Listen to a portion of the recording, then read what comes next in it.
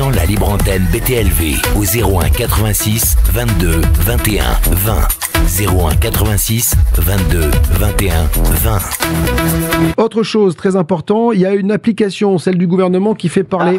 L'application Agora, citoyenne du gouvernement, Pascal. Et on parle d'OVNI. Nous sommes des lobbyistes, Bob, puisque Olivier Véran s'est trouvé un petit peu mari, puisqu'il s'est retrouvé avec une question sur l'ufologie plébiscitée, puisque 2500 votes, t'imagines, pour une application nationale. C'était la plus grosse question. C'est pas de marée, voilà, on est une forme de lobby, mais c'est incroyable comme on est fort. La question quand même, c'est Léo qui l'a posée. Non, mais c'est pour ça me fait rire quand le porte-parole parle d'un certain lobbying un peu actif qui fait avancer la question. Faut pas déconner quand même. Alors, quelle est la position? Alors, je pose la question qui a été posée par Léo, et bravo Léo. Quelle est la position du gouvernement français sur les phénomènes aériens non identifiés, et quelles mesures compte-t-il prendre pour rattraper son retard législatif sur les USA? Alors, pour la petite histoire, elle avait été posée la semaine dernière, elle n'était pas arrivée première. Elle est revenue. Et là, elle a éclaté les trucs. Bon, 1500 votes, c'est pas non plus fou, quoi. Oui, mais enfin, c'est déjà mieux que ça fait plus que les retraites. Donc voilà. Donc, alors, je vous propose d'écouter la réponse du gouvernement. Regardez, c'est un ministre délégué qui y répond. Bonjour Léo, et bonjour et merci aux 2500 agoranautes qui font que je vous réponds aujourd'hui à la question que vous nous avez posée sur les pannes. Les pannes, ce sont les phénomènes aérospatiaux non identifiés. À pas confondre avec les ovnis qui n'en sont qu'une sous-catégorie. Alors Léo, vous nous demandez pourquoi la France est en retard par rapport aux États-Unis d'un point de vue législatif, d'un point de vue de la transparence. Léo, je veux vous rassurer, on n'est pas en retard, on est en avance. Ce que les Américains ont voté, c'est la transparence sur ces déclarations de panne. En France, cette transparence, elle existe déjà. Vous allez sur le site CNES-GEPAN, GEIPAN, et vous avez tout. On a à peu près 700 déclarations par an de ces pannes. Sur ces 700, il y en a 97 qui sont très bien identifiés.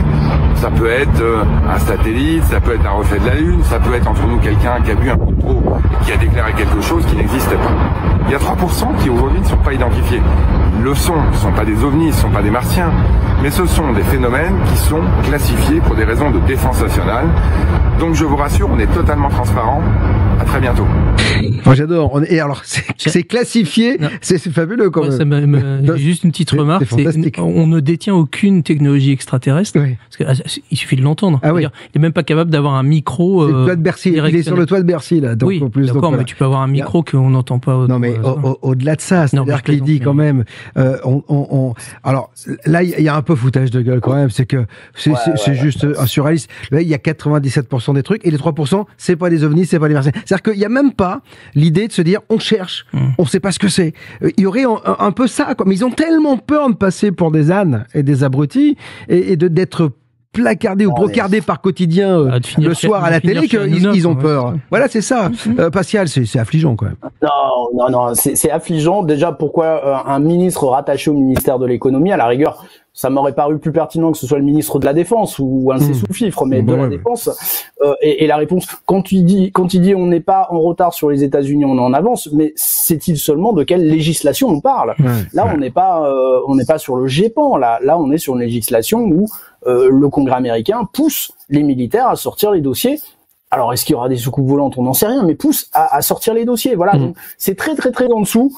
Je pense qu'ils ont tiré à la courte paille pour savoir qui allait se la frapper. Cette réponse, ça a été lui. Et le son est dégueulasse. Enfin voilà, pour moi, c'est pas au niveau. C'est pas au niveau, mais j'espère qu'il y aura des répercussions médiatiques. C'est surtout ça qui m'intéresse.